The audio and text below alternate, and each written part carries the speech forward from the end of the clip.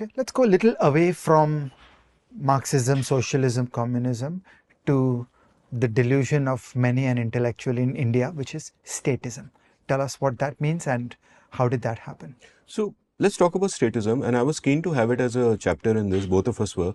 Even though it's not a political ideology by itself, it's not a separate political ideology, it's an attitude and a tool for many different ideologies. And the whole idea of statism is that everything will be run from the top down, right? And there's a great quote again by your favorite thinker, Adam Smith, which kind of sums this up. So let me read that out. I love this quote.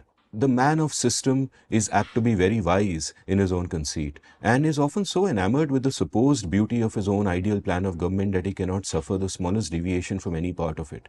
He goes on to establish it completely and in all its parts without any regard either to the great interests or to the strong prejudices which may oppose it.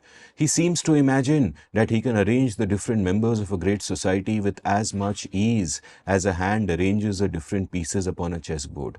He does not consider that the pieces upon the chessboard have no other principle of motion besides that which the hand impresses upon them, but that in the great chessboard of human society, every single piece has a principle of motion of its own, altogether different from that which the legislature might choose to impress upon it.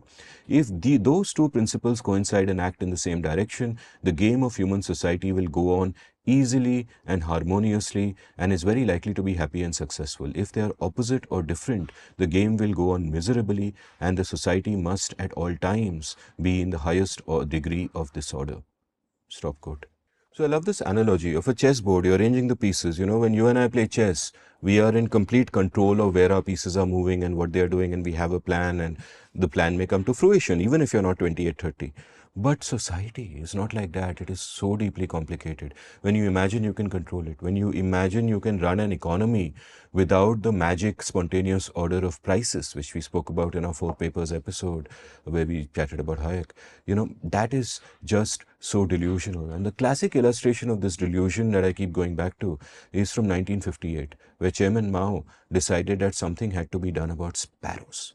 Right? Farmers were complaining that sparrows are bothering us and we got to do something about them, etc., etc.